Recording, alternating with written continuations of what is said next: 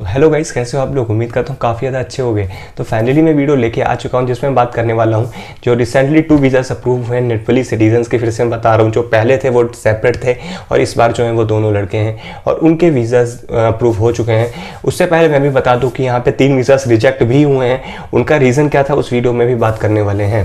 सो channel पर नए हो, चैनल को सब्सक्राइब कर लो और जिसको भी फाइल प्रिपरेशन मेरे से करवाना है मेरे से फाइल प्रिपरेशन करवा सकते हो, ठीक है। इसमें सक्सेस रेट आपका काफ़ी ज़्यादा बढ़ जाता है। जिसने भी मेरा से फाइल प्रिपरेशन करवाया है उसका आई थिंक मेरा अभी तक 31 में से 3 वीज़ा रिजेक्ट हुए हैं, बाकी सारे वीज़ा लगे हैं। तो फाइल प्रिपरेशन करवा सकते हो। इसमें आपको 100% की गारंटी नहीं देता हूँ, सब डिपेंड करता है कि एम्बेसी के हाथ में। हम अपनी तरफ से कोशिश कर सकते हैं, आप अपनी तरफ से कोशिश कर सकते हो, बाकी सब एम्बेसी के हाथ में है।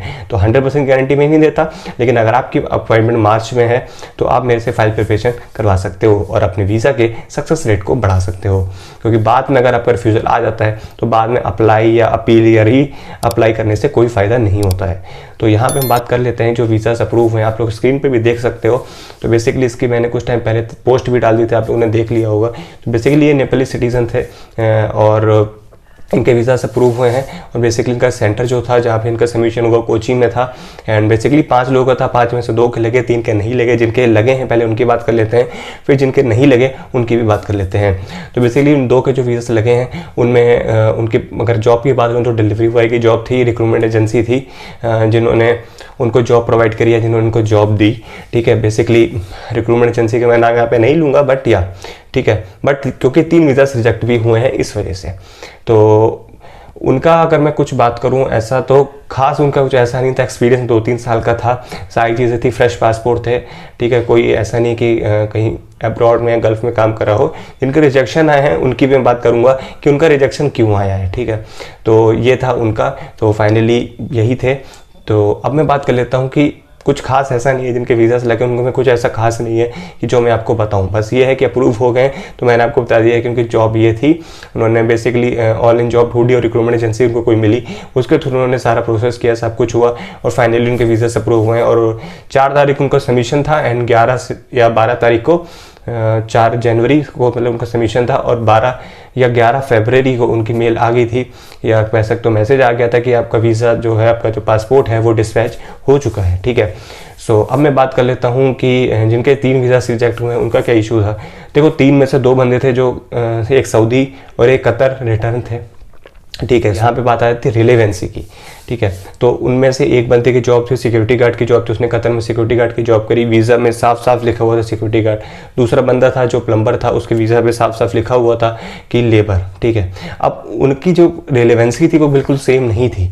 यही चीज़ वीज़ा ऑफिसर को आई थिंक डाउट आया होगा, ठीक है, कि आप वहाँ पर प्लम्बर का जॉब करते थे या वहाँ पर सिक्योरिटी गार्ड का जॉब करते थे, आप अपनी कंट्री में आए, यहाँ पर आपने डिलीवरी बॉय की जॉब कर ली एंड उसी टाइम आपको जॉब भी मिल गई और आपने जॉब अप्लाई करने के बाद वीज़ा भी अप्लाई कर दिया।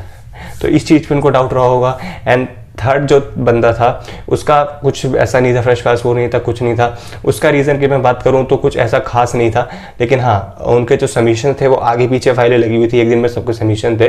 तो ये रीज़न उसका हो सकता है कि 5 में से 4 अगर वीज़ा लगने चाहिए, 1 रिजेक्ट होना चाहिए, तो वो रीज़न उसका हो सकता है। क्योंकि ऐसा तो नहीं 5 लगी हैं तो 5 में से 5 का ही वीज़ा लगेगा, ठीक है। तो वो उसका रीज़न हो सकता है। बस जो 2 मेन बंदे हैं उनका यही डाउट मुझे ऐसा लगा कि उनकी जो गल्फ रिटर्न थे, ठीक है, बट उनकी जो प्रोफाइल थी, जो उनकी रिलेवेंसी वो सेम नहीं थी, मतलब रिलेवेंट नहीं थे उनका जो भी जॉब पोजीशन था। इसीलिए मैं आप लोगों को कहता हूँ कि अपने एक्सपीरियंस से रिलेटेड जॉब देखो। आप चलो कुछ भी हो, आप जॉब आपको क्लीनर की मिल जाएगी, वेटर की मिल जाएगी, तो वीज़ा अप्लाई करोगे तब तो आपको दिक्कत आएगी ना। तो वो चीज़ आपको अपने माइंड में रखने वाली है। एंड या एक चीज़ और मैं इंक्लूड करना चाहूँगा कि उनके फेक डॉक्यूमेंट्स थे, इसका साफ साफ रीज़न उन्होंने दिया था। तो बेटर है, मैं आप लोगों से बोलना चाहूँगा कि एक्सपीरियंस लेटर नहीं है मत लगाओ, रेदर देन कि फेक लगाओ। दूसरे डॉक्यूमेंट्स नहीं है मत लगाओ।